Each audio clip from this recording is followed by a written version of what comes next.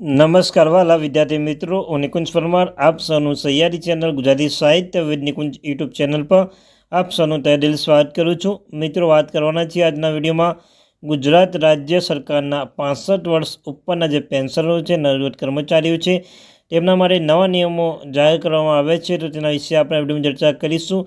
તો મિત્રો, અવશ્ય ચેનલ સબસ્ક્રાઈબ કરવાનું ભૂલશો નહીં। તેમના ચેનલ પર સરકારી કર્મચારી બાબતે, નિવૃત્ત કર્મચારી બાબતે, ડીએ બાબતે, આંગણવાડી બાબતે, યા કોઈ પણ પગાર બાબતે કોઈ પણ અપડેટ આપશે તો જાહેર કરવામાં આવશે। તો મિત્રો, ચેનલ સબસ્ક્રાઈબ કરવાનું ભૂલશો નહીં। વોટ્સઅપ તેટલું બંને બનાવે છે મિત્રો, બંને જગ્યાએ આવશે, જોઈન થઈ જાઓ। ચાલો વિદ્યાર્થી મિત્રો, વધારે સમય ન બગાડતા વિડીયોની શરૂઆત કરી છીએ। તો મિત્રો, તમે જોઈ શકો છો અહીંયા લેટેસ્ટ અપડેટ કે ગુજરાત રાજ્યના પેન્શનો માટે ખૂબ સારા સમાચાર આપણને આવી રહ્યા છે।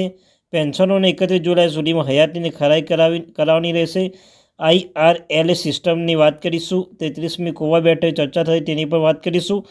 પેન્શનરો જે મફત સારવાર મળે છે તેની પણ વાત કરીશું। સાથે સાથે 65 વર્ષ ઉંમર પછી જે પેન્શનનો વધારો થયો છે તેની વાત કરીશું। FMA કેટલો વધે છે તેના વિશે વિગતે ચર્ચા કરીશું। વિડીયો અંત સુધી બનાવી જાઓ। તો મિત્રો, રાજ્ય સરકારના IRLA સિસ્ટમથી પેન્શન મેળવતા પેન્શનની હયાતીની ખરાઈ મે, જૂન, જુલાઈ 2024 માસમાં કરાવવાની રહેશે। જે મુજબ જિલ્લા તિજોરી કચેરીથી તમામ પેન્શનો હયાતી ફોર્મ જરૂરી વિગતો ભરી બેંકમાં મોકલી આપવામાં આવેલા છે।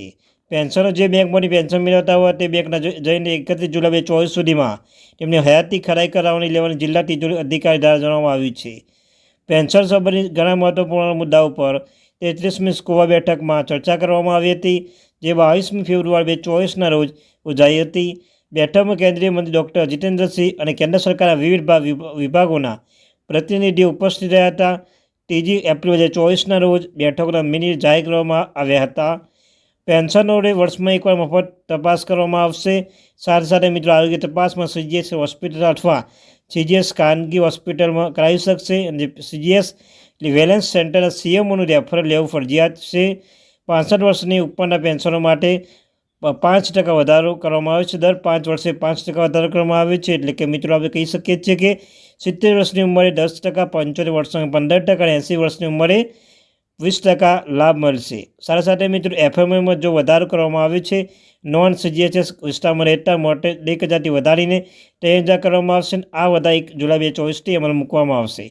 તબીબી ભથ્થામાં જે વધારો કરવામાં આવે છે, વિધવા છૂટાછેડા લીધેલ અને આપેલ પુત્રી ઉપર FMA જો લાભ મળશે તો એનો અર્થ એ છે કે દર મહિને 3000 રૂપિયા મળશે। રેલવે ભાડામાં મિત્રો, પેન્શન વરિષ્ઠ નાગરિકો રેલવે ભાડામાં પણ 40% ડિસ્કાઉન્ટ યથાવત રહેશે।